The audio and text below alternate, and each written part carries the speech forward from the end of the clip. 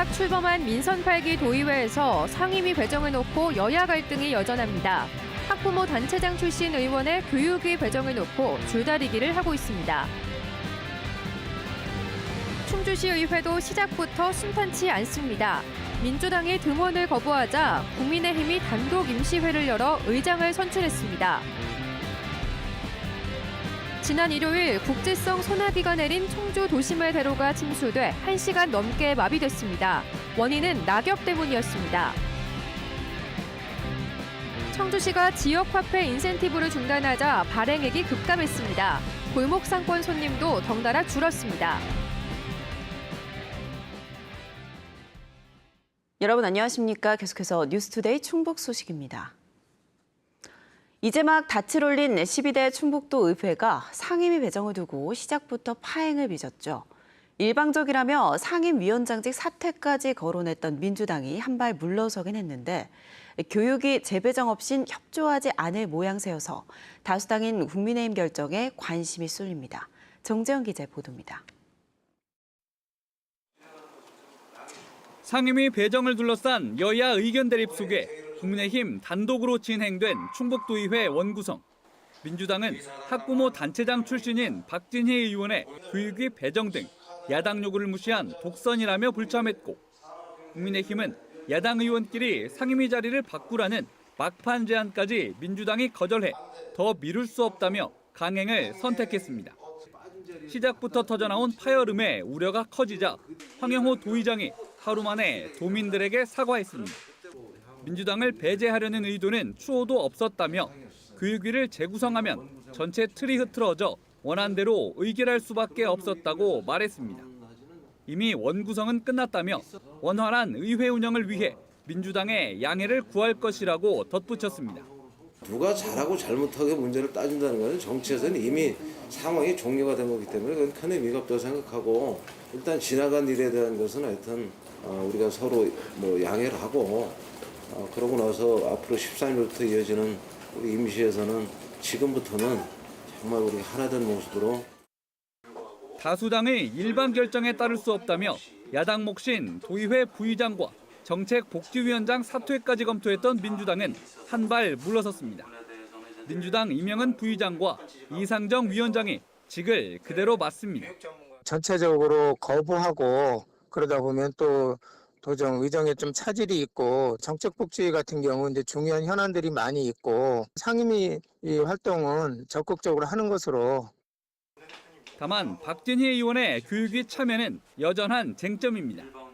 민주당은 국민의힘 교육위원 1명이 사임한 뒤에 박 의원과 상임위를 맞바꾸길 원하고 있고, 받아들여지지 않을 경우 갈등이 지속될 수 있다는 뜻을 황영호 의장에게 전달했습니다.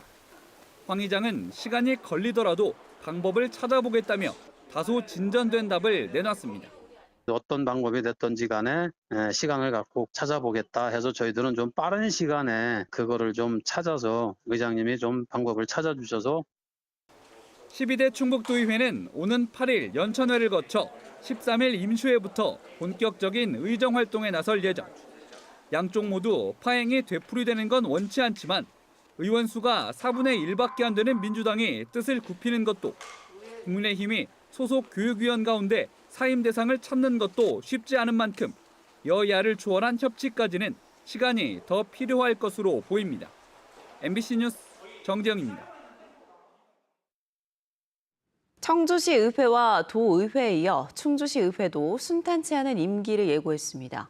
원구성에 반발한 더불어민주당 시의원들이 개원 첫날 나타나지 않은 건데요. 결국 시작하자마자 회의가 중단되는 사태가 벌어졌습니다. 이지연 기자의 보도입니다. 제9대 충주시의회 첫 임시회는 파행으로 시작했습니다. 오전 10시 개원을 선언하자마자 정회에 들어간 겁니다. 전체 19명 가운데 8명을 차지하는 더불어민주당 의원들이 모두 불참했기 때문입니다. 대신 민주당 의원들은 기자회견을 자청했습니다. 등원하지 않은 데 대해 마음이 무겁다면서도 그 책임을 국민의힘에 돌렸습니다. 발단은 원구성, 의회 운영위, 행정복지위, 산업건설위, 복지환경위 등 4개 상임위원회 위원장을 누가 맡을지 어느 당 의원이 얼마나 들어갈지를 두고 이견을 좁히지 못한 겁니다. 민주당에서는 견제와 감시라는 의회 기능을 다하기 위해 최소한 주요 상임위는 동수로 맞춰야 한다고 주장합니다. 업무 재량성이 많아 부적절한 사항을 살펴야 하는 행정문화위원회, 산업건설위원회에서는 특히 양당의 배분 기준이 신중하게. 하지만 국민의힘은 원활한 시정을 위해 다수당이 과반수를 차지하는 것이 맞다는 입장입니다. 상임위원장을 또 별도의 2개를 더 요구하고 있는 상황이 되고 있고 원구성에서도 3대3-3-2를 지금 고집을 하고 있기 때문에 국민의힘 일부 의원들이 기자회견장을 찾으면서 서로 악수하고 협치를 논했지만 끝내 이견을 좁히지 못하면서 반쪽짜리 의회로 첫날을 마쳤습니다. 민주당이 다수였던 지난 8대, 의장직과 부의장직을 둘러싼 갈등에서 시작해 9대에 이르러서도 대립각을 좁히지 못한 충주시의회. 청주와 도의회에 이은 또 한 번의 파행에 집행부를 견제하고 민의를 대변하라는 의회의 역할이 출발부터 삐걱대고 있습니다. MBC 뉴스 이지연입니다.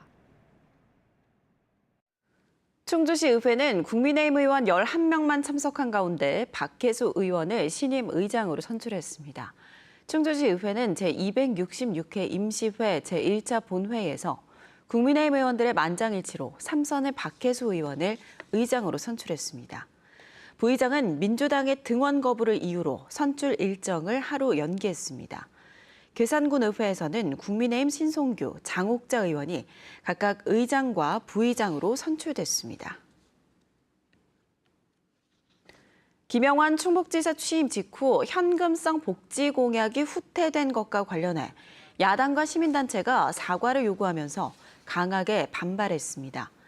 민주당 충북도당은 김영환 지사가 후보 시절 공약에 대한 깊은 고민 없이 상대 후보 베끼기에만 올인해 구체적인 실천 방법이 보이지 않았다면서 취임 후 공약 파기는 명백한 도민 기만 행위라고 주장했습니다.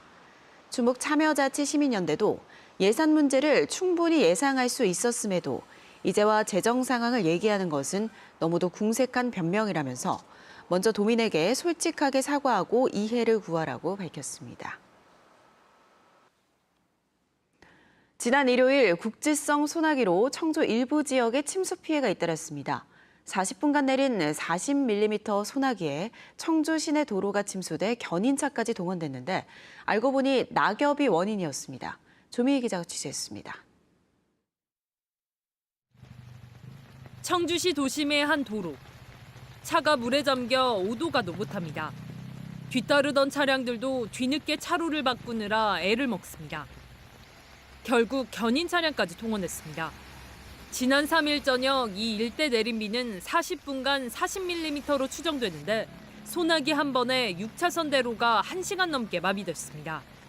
인도까지 이렇게 넘어갈 정도로 완전히 잠겨가지고 한 차량이 범퍼 위까지 잠길 정도로 그렇게 물이 차올라 있는 상태였어요. 집 코앞에 두고 못 들어갈 뻔했어요. 장마 기간 진짜 본격적으로 오면 큰일 날 수도 있겠다는 생각이 좀. 도로변 곳곳에 배수구가 있었지만 제대로 작동하지 않았습니다. 알고 보니 원인은 낙엽이었습니다. 낙엽 등 쓰레기가 배수구를 막아버린 것입니다. 공원이라든가 가로수로 인한 낙엽들하고 쓰레기가 예시에 몰려가지고 좀 덮어서 물이 안 빠진 것 같습니다. 평상시 같은 경우는 청소차라든가 노면 청소차들이 청소를 해서 그냥 깨끗한 상태거든요. 일반 강우였다면 괜찮았을 텐데 이제 집중호우가 오다 보니까. 주택과 가게가 밀집한 도로. 도로가 물에 잠겨 스티로폼, 종이류 등 온갖 물건이 떠내려옵니다. 주민들은 맨발로 나와 집기류를 챙기느라 정신이 없고 어찌해야 할지 발을 동동 구릅니다. 아이고, 이거 큰일 났네, 이거. 인근 모충동에서도 피해가 속출했습니다. 정육 냉동고 냉동기는 물에 잠겨 고장났고 식자재도 버려야 합니다. 다른 상점에도 물이 들어차 다 상자째 젖어버려 제대로 팔 수도 없게 됐습니다.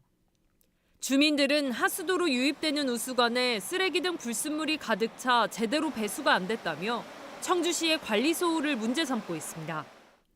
쓰레기가 뭐 50톤씩 막 쌓여갖고 밑에서부터 1단계, 2단계, 3단계도 있는데 다 쌓여갖고 물을 나갈 데가 없는 거죠. 그래서 물이 무슨 때는 하상도로는 물 찰뚱말뚱했는데 여기는 보니 역순환해갖고 청주시는 쓰레기로 배수구가 막히는 경우가 종종 있긴 하지만 이번엔 갑자기 많은 양의 소나기가 내리면서 역류한 것 같다고 해명합니다.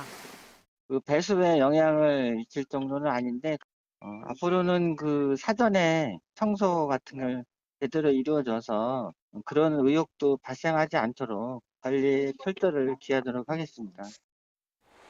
국지성 집중호우에 대비하고 있다는 재해당국의 말이 무색하게도 낙엽과 쓰레기 관리 소홀로 40분간 내린 비에 도로 곳곳이 침수되는 황당한 일이 벌어졌습니다.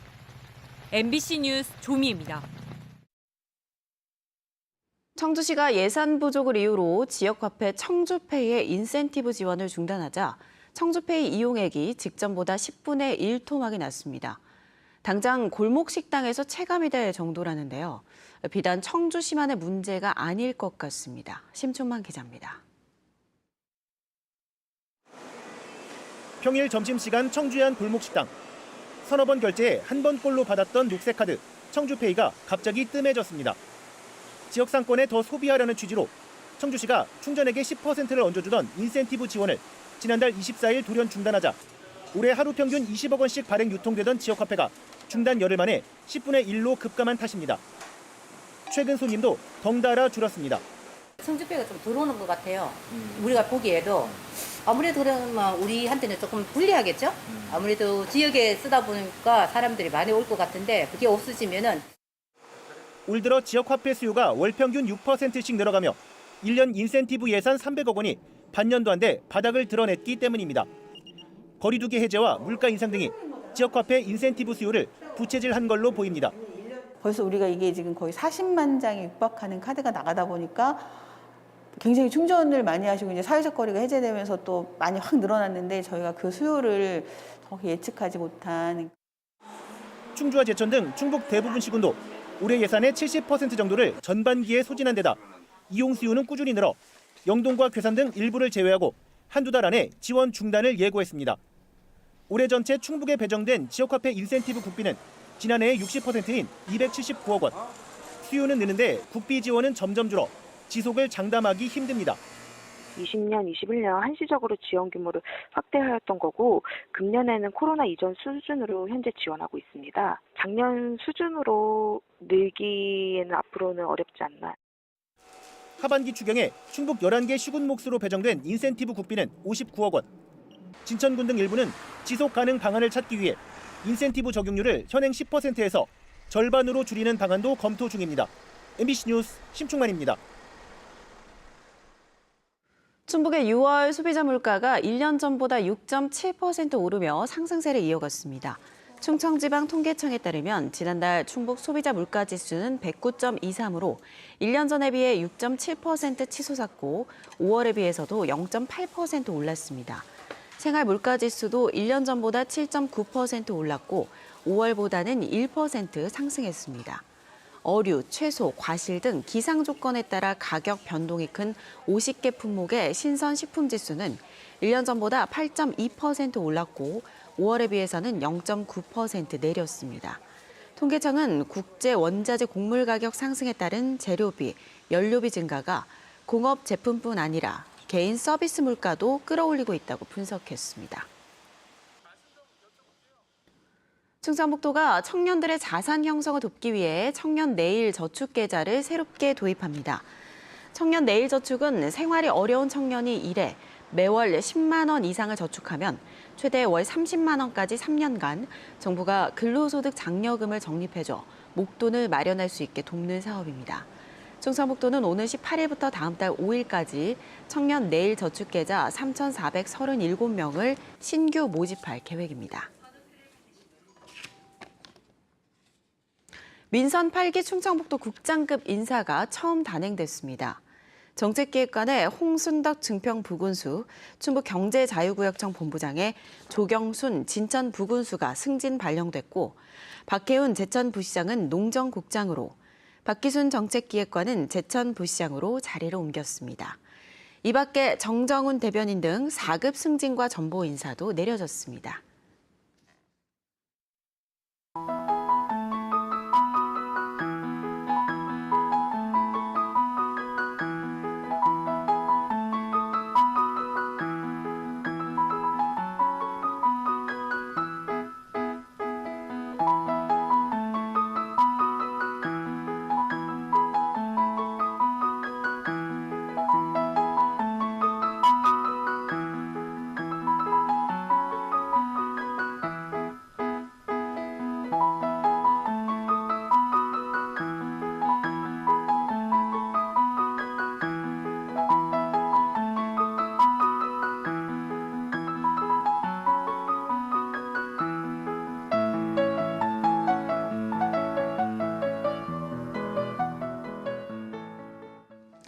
2022 괴산 세계 유기농 산업 엑스포 공식 후원사로 농협 등과의 협약이 추진되고 있습니다.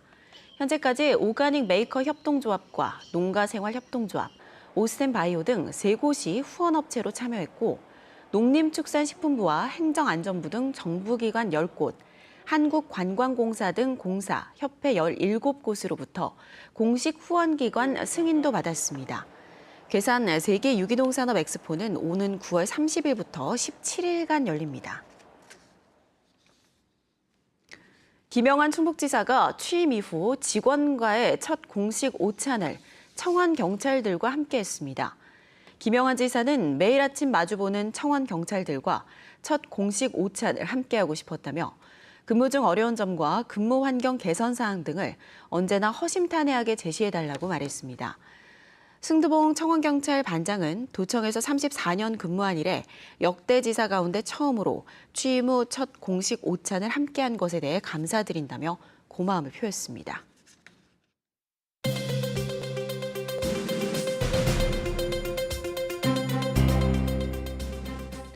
영동군이 벼해충인 먹노린재 방제에 적극적으로 나서줄 것을 농가에 당부했습니다. 먹노린재는 벼의 줄기와 이삭에 피해를 주는 해충으로 영동군 농업기술센터가 지난 1일부터 2차례 예찰한 결과 벼 10주당 6마리가 확인됐습니다. 영동군은 먹노린재 전용 약재를 농민들에게 나눠주고 피해를 줄이기 위해서는 산란하기 전인 7월 초까지 집중 방제에 나서야 한다고 강조했습니다.